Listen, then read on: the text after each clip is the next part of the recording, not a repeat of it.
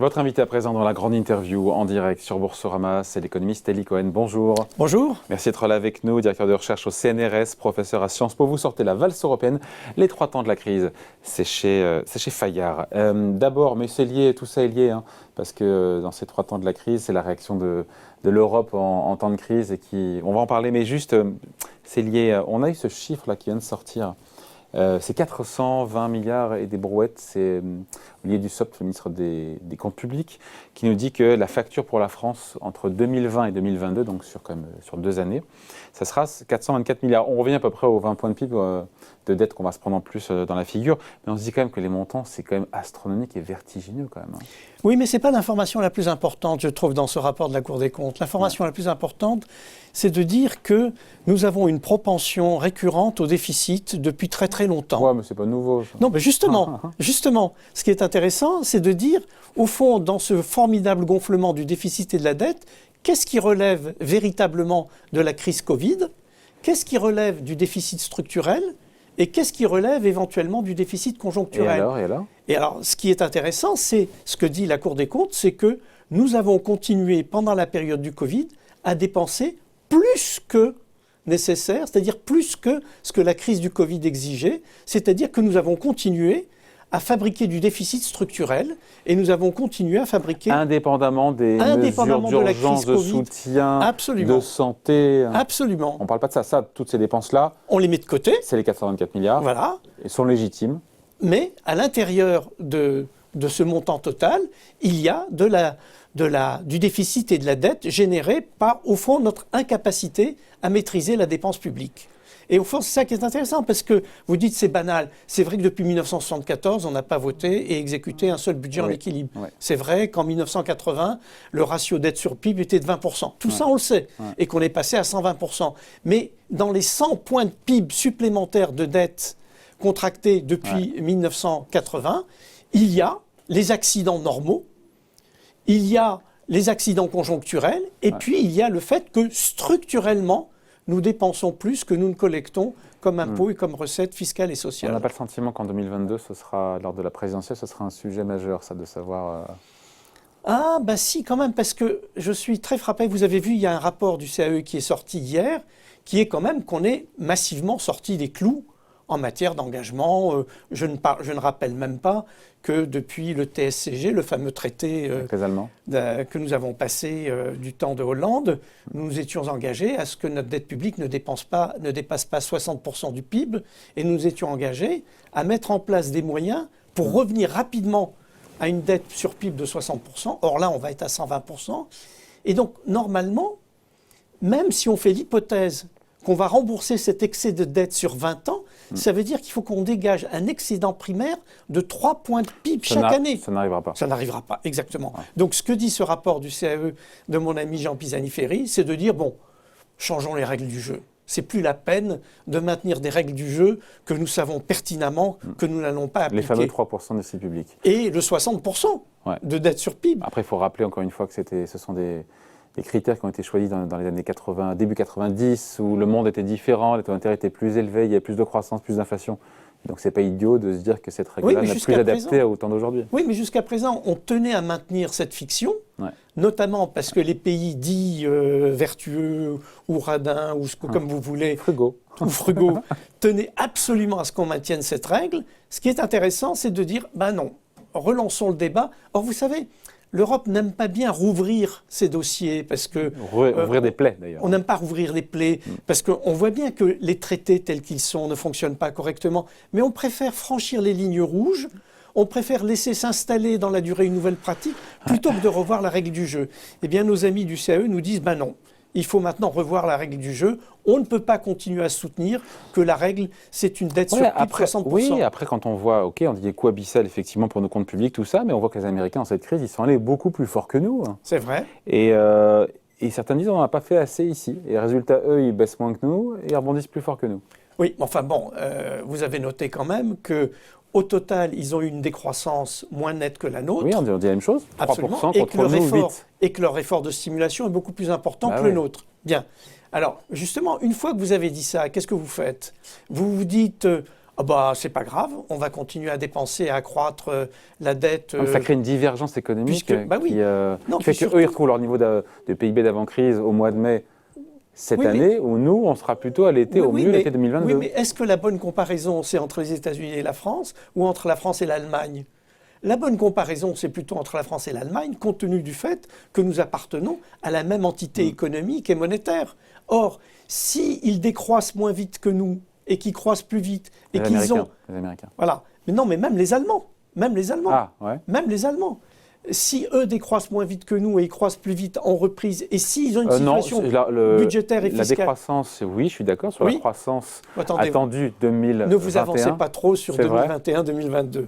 Parce que quand même, ils sont plus conservateurs que nous, en tout cas. Mais enfin, il n'y a quand même pas très longtemps, on pensait que dès le premier trimestre 2021, on allait fortement rebondir. Et puis, vous voyez quand même que les mesures de confinement, avec les chiffres que la Banque de France a donnés pas plus tard qu'hier, montrent quand même qu'il va y avoir une contraction qu'il va falloir intégrer. Donc, pas trop d'anticipation sur 2021, on ne sait pas ce que sera le parcours de l'année. Mais il n'empêche qu'on ne peut pas rester indifférent à l'évolution comparée de la France et de l'Allemagne, parce qu'à un moment... eh bien, on va nous rappeler nos engagements, on va nous rappeler... Moi, je trouve déjà miraculeux qu'on n'ait pas ressorti la question du comment on retourne à l'équilibre, comment on résorbe les excès de déficit et de dette. C'est parce que la règle est suspendue jusqu'à fin 2022, et donc ça nous laisse un petit peu de temps. Après, le paradoxe, encore une fois, c'est qu'on n'a jamais autant de dettes, mais le coût de ces dettes n'a jamais été aussi faible. Et donc, peut-être qu'on a changé aussi d'époque. Hein. Oui. Non ? Oui, mais vous n'êtes pas surpris quand même par le fait qu'on dit deux choses simultanément. La première, c'est qu'on peut continuer à faire du déficit et de la dette de manière illimitée parce que le coût de la dette est nul. Les nouvelles dettes sont contractées au voisinage de zéro. Et donc, à la limite, on pourrait presque dire qu'on va insensibiliser la dette actuelle aux évolutions futures de taux, simplement en s'endettant plus et en remboursant par anticipation, et donc en essayant d'avoir... un taux de dette sur le stock de dette qui soit proche de zéro. Et donc, du coup, on s'insensibilise totalement à la dette. Mais en même temps, vous voyez qu'on développe tout un discours sur, en sortie de crise, il va falloir quand même qu'on trouve les moyens de rembourser la dette, qu'on trouve les moyens de mieux supporter. Mais ce qui est ridicule, d'ailleurs, on ne rembourse pas une dette. Mais je sais bien. Un État ne rembourse pas une dette. Un État, il la roule. Il la roule, voilà. Absolument, il la roule. Oui, mais enfin, sans cesse de dire pourquoi ces débats sur l'augmentation de l'impôt sur les plus riches, l'augmentation des recettes fiscales de l'État à un moment ou à un autre? Pas tout de suite, bien entendu, tout le monde dit que ça ne sera pas tout de suite. Mais dans le fameux cocktail, on résorbera le surcroît d'endettement par la croissance, l'inflation et l'impôt, même si l'impôt vient plus tard, il y a quand même l'impôt. Donc, si le coût de la dette est nul... Pourquoi augmenter les impôts? Pourquoi augmenter les impôts? Et donc, cette contradiction? La réponse, c'est que même si le coût de la dette est nul, on n'est pas assuré que ça sera tout le temps pareil. C'est tout simplement ça. C'est peut-être plutôt une anomalie que le new normal, le fait qu'on soit à un taux zéro. Parce que c'est quand même une situation incroyable. Après, ça fait longtemps que ça dure et ça peut durer encore un moment. Oui, absolument. On se verra en 5 ans et on sera toujours à peu près au même niveau. Oui, mais sauf qu'à un moment, peut-être que les ajustements se feront par les taux de change. Peut-être qu'à un moment, on réévaluera la prime de risque. Ça peut arriver à n'importe quel moment. On ne peut pas avoir les deux en même temps, quoi. Cette dette qui bat des records, c'est au-delà de la France. Dette publique, dette privée, France, partout. Et là, beaucoup de gens se disent, effectivement, on est en train de fabriquer les ferments de la prochaine crise. Mais voilà. Mais en même temps, on ne peut pas faire autrement aujourd'hui. Sinon, c'était le grand collapsus. Donc, Oui, et puis non, mais il y a des tas de choses étonnantes, si vous voulez. Dans le même temps où vous avez ces taux d'intérêt sans risque proche de zéro, vous n'avez pas d'appréciation du risque correcte sur les différentes classes d'actifs. Donc les différentes classes d'actifs flambent. Et il n'y a pas de Quand lien. les obligations ne rapportent rien, on va chercher du rendement là où on en trouve. Oui, tout à fait. Oui, mais à ce moment-là, c'est ce qui est typiquement un mécanisme de bulle. On devrait dire, mais oui, mais l'envolée de l'immobilier, l'envolée de tous les actifs à risque. Ça va trop loin. Ça va trop loin, tout ça. Et pourquoi on ne le fait pas? Eh bien, je crois qu'il y a vraiment un dérèglement général. On voit bien que les mécanismes de taux ne fonctionnent pas. Il n'y a pas de corrélation avec l'intensité du risque. Les bulles qui se forment, les marchés n'ont pas l'air de vouloir en tenir compte. Il y a des bulles qui se forment et les marchés n'en tiennent pas compte. Attendez, moi je regarde... N'allons pas chercher des objets très compliqués. La tech américaine et l'immobilier. Il y a bien des bulles là qui se forment. Et partout. Donc il n'y a pas de mécanisme de correction, il n'y a pas de mécanisme de rappel. Donc voilà. Donc c'est une histoire qui se termine mal. Non, je trouve que beaucoup des catégories économiques relativement stables sur lesquelles nous fonctionnions jusqu'à présent prennent un coup. Alors, est-ce que, comme vous le dites, c'est une nouvelle économie, une nouvelle normalité c'est en gros la thèse de Blanchard qui dit ben non, les taux sont durablement bas. Tant qu'on a confiance aussi, parce qu'il faut que le prêteur ait confiance dans celui qui rembourse. Et la confiance, on sait qu'elle est là, mais qu'elle est fragile aussi. C'est ça peut-être l'enjeu. Ben oui. On sait qu'une brusque remontée des taux nous mettrait en danger. Effectivement, ça c'est une évidence vu la montagne de dette. Plus on a de la dette, plus on est sensible effectivement à une variation de taux. Mais après, tout se joue sur la confiance. Oui, et en plus, je reviens au point de départ de notre conversation. La situation actuelle justifie qu'on prenne des mesures exceptionnelles de dépenses et d'augmentation de la dette pour faire face à cet accident historique qu'est le Covid. Ça ne justifie pas que, par exemple, on prenne des mesures structurelles comme la baisse des impôts de production, mais qui n'est pas financée par ailleurs. Vous êtes contre ? Comment ? Vous êtes contre ? Je suis tout à fait pour. Ah ben voilà, alors où est le problème ? Comment vous la financez ? Ah oui, d'accord, oui, ça oui. Eh ben oui. On aurait pu faire cette baisse d'impôts de production sans la crise du Covid, Exactement. Et à ce moment-là, il aurait fallu la financer. Ouais. Là, c'est le Covid qui permet Ce que je vous disais tout à l'heure, le Covid a cette vertu de mélanger de la dépense liée au Covid, de la dépense liée à notre incapacité d'avoir des équilibres structurels dans notre protection sociale, et elle permet également de financer le déséquilibre conjoncturel classique. Normalement, un déficit conjoncturel doit se résorber sur le cycle, un déficit structurel doit être corrigé par des réformes structurelles, et des accidents historiques doivent être financés par des mesures exceptionnelles. Dans cette valse européenne, dans ces 3 temps de la crise, à chaque fois que l'Europe est confrontée à des défis, elle a, vous avez remarqué, depuis quasiment toujours, depuis qu'elle existe, une tendance à réagir en 3 temps, avec un premier temps qui n'est jamais dans le bon tempo. Toujours calamiteux. C'est ça qui est fascinant. Et de nouveau, on peut remettre ça dans la crise actuelle. Absolument, absolument. Ce qui est très frappant, c'est que le choc initial, l'Europe y répond très mal. Et du coup, elle excite les passions en disant mais que fait l'Europe ? C'est pas possible, etc. Souvenez-vous, avec l'affaire du Covid, ça a été le lamentable épisode des masques. Rappelez-moi. C'était les Tchèques qui volaient des masques sur le tarmac d'un aéroport qui était destiné à l'Italie. Ou bien les Chinois et les Cubains qui venaient en aide aux Italiens pendant que nous, Allemands et Français, disions qu'on n'allait pas exporter de masques et de respirateurs à l'Italie. C'était abominable. Première réaction calamiteuse. Première réaction de la Banque Centrale Européenne, souvenez-vous. Je me rappelle très bien. Madame Lagarde. Qui dit, je ne suis pas là pour corriger agir sur les spreads de taux écarts de taux italiens. Alors qu'évidemment, c'est le job qu'on lui demande. Absolument. Réaction de la Commission européenne, silence radio total. Donc si vous voulez, la première réaction est calamiteuse. Alors quand on réfléchit 2 secondes, on se dit bien sûr, l'Europe ça n'existe pas en tant que puissance constituée, donc elle n'est pas capable de prendre des mesures d'urgence, donc elle n'est pas capable de réagir à l'événement, donc c'est normal qu'elle ne réagisse pas comme les États-Unis ou même comme le Royaume-Uni. Bon. Et puis deuxième temps, vous avez la Banque centrale qui se réveille et qui met en place ce fameux plan pandémique de financement. Qui démarre à 800 milliards et qui finit à 1800. Milliards, voilà. Et qui finit à 750 milliards et ça finit à 1000 milliards. À 1800. Oui. 1850. Même la Commission européenne se met à se réveiller, elle met en place ce fameux plan Schur pour venir indemniser le chômage, les excès de dépenses de chômage des différents pays européens. Bref, tout le monde se réveille progressivement. Et puis dans un troisième temps, on se dit, mais au fond, on n'a pas si mal réagi, il ne faut pas gaspiller une crise. Peut-être qu'on peut faire d'une crise une opportunité et aller plus loin, faire un pas supplémentaire dans le cadre de l'intégration.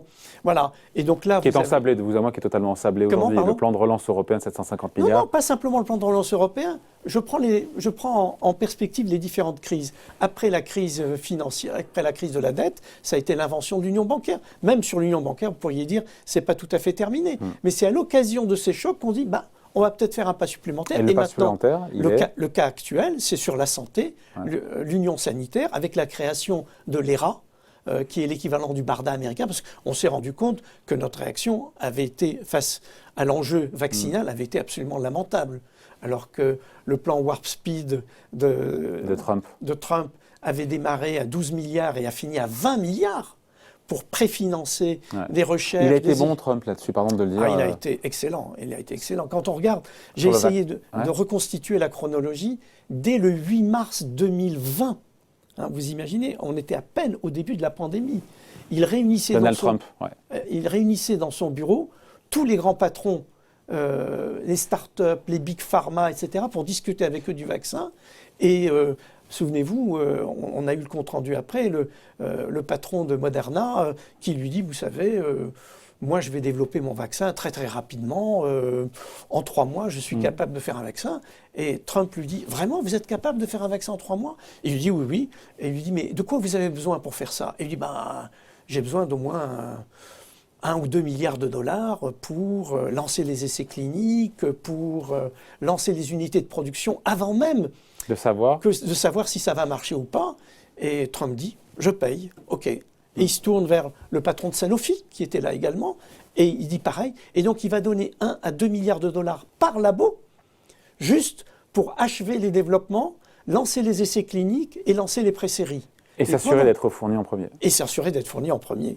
Et il va faire mieux. Et là aussi, vous avez une petite différence avec les États-Unis, c'est que le patron de Moderna lui dit, mais vous savez, monter une chaîne de production, c'est difficile.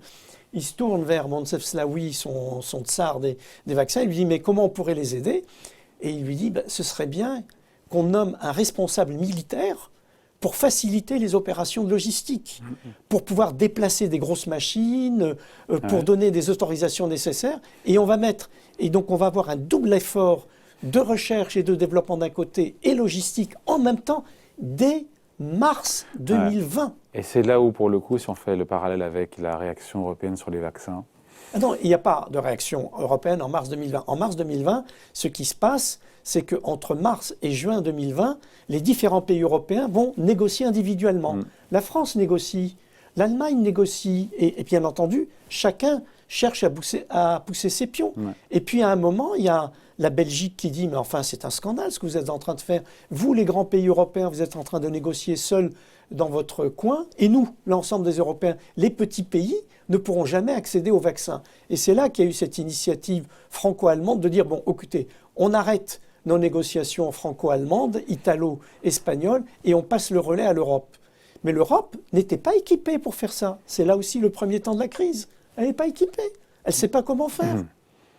Elle n'a pas la compétence. Elle n'a pas les prérogatives. Donc il va falloir qu'elle invente, à l'occasion de cette épreuve, les premiers outils, et donc elle va mal négocier. Donc quand on lui reproche la lenteur de cette campagne de vaccination...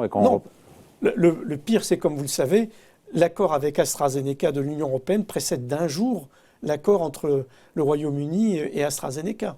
Nous avons signé avant. Alors quelle est la différence? Et eux, ils ont été fournis avant nous. Ils ont été fournis avant nous. Pourquoi?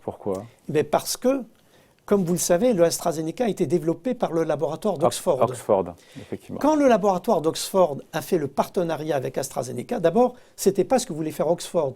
Oxford voulait se marier avec Pfizer. Le gouvernement britannique a dit non, pas d'alliance avec un Américain. On veut une alliance avec un Européen. Et surtout, quand l'accord a été fait entre Oxford et AstraZeneca, il y avait une clause qui disait priorité au service du marché britannique, puisque c'est eux qui ont financé les développements d'Oxford. Même si c'est signé 24 heures après. Voilà, exactement. Et ça, c'est ce qu'un État, un vrai, peut faire discrétionnairement en utilisant ses prérogatives souveraines. Et c'est ce que ne peut pas faire la Commission. Et c'est ce que ne peut pas faire la Commission. Donc on ne peut pas lui en vouloir. Ah non, on ne peut pas. On ne peut pas lui en vouloir.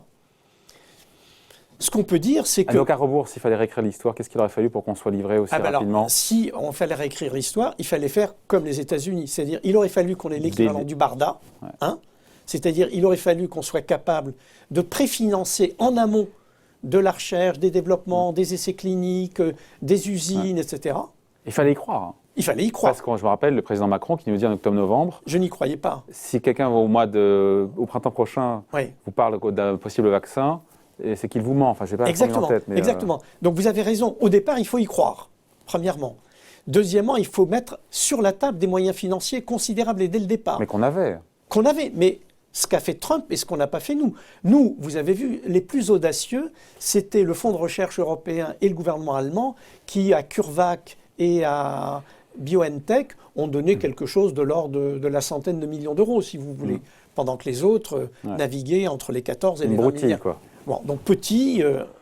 Ensuite, il faut Quand on mise petit, on gagne petit. Voilà. Et ensuite, il faut être capable de dire, bon, on va négocier avec les labos, quoi qu'il en coûte. C'est-à-dire en accélérant la procédure. Pourtant, on l'a fait du quoi qu'il en coûte. Ah oui, mais pas dans le domaine sanitaire. pas dans le domaine sanitaire. C'est-à-dire quoi dans le domaine sanitaire? C'est-à-dire dégager les laboratoires de leur responsabilité, par exemple. Alors que nous, on n'a pas voulu, nous autres Européens. C'est-à-dire Par exemple, quand vous lancez un nouveau médicament ou un nouveau vaccin, vous avez des risques d'accidents. Vous vous souvenez, les grands accidents, la thalidomide, etc., etc. Et là, un laboratoire pharmaceutique confronté à ce type d'accident meurt. Donc il faut que sa responsabilité soit reprise par un État. C'est ce qu'a fait le gouvernement américain, c'est-à-dire il a dit s'il y a des ennuis majeurs, ça ne sera pas vous, ça sera nous. Sera pas vous, ça sera nous. Wow. Nous les Européens, on a dit non, il n'en est pas question. Il ne faut pas mégoter sur les prix. Nous, on a mégoté sur les prix. Donc en gros, on a négocié plus tard en mégotant sur les prix. Donc on a tout faux, pardon, vous écoutez, on a tout faux. Hein. Oui, mais on ne pouvait pas faire autrement, c'est ça que j'essaie de vous expliquer. Donc la seule question... Si, en solo, on aurait pu faire comme à l'américaine, en solo avec moins de moyens, plus petit. Mais... Ah, très bonne objection. Qu'aurait fait la France si elle avait négocié en solo, à votre avis? Je ne sais pas. À partir de mai-juin de l'année dernière. Vous voulez que je vous dise? Elle l'aurait fait avec Sanofi? Sanofi et Pasteur. Ouais. C'est-à-dire qu'en ce moment, on aurait 0 vaccin. Bon. Donc, non, c'est pas ça la conclusion qu'il faut en tirer. La conclusion, c'est que si on veut vraiment que cette compétence sanitaire devienne une compétence européenne, alors il faut vraiment toute la chaîne. Il faut le BARDA, c'est-à-dire ERA, il faut un fonds financier dédié, il faut de vraies compétences européennes avec ça sera peut-être un des enseignements capacité à négocier en propre. Il faut prendre une longueur d'avance, c'est-à-dire négocier la suite 2021, 2022. On parle 2023. Déjà et là l'Europe semble bouger sur les vaccins de seconde génération. Exactement. Comme si elle ne voulait pas commettre la même erreur. Voilà, exactement. Donc peut-être que ma valse à 3 temps va fonctionner et qu'après le ratage initial, on va se rattraper. Voilà, à lire donc La valse européenne, les 3 temps de la crise, c'est signé Elie Cohen et Richard Robert également aux éditions Fayard. Merci Elie Cohen. Merci. Invité de la grande interview en direct sur Boursorama. Bye.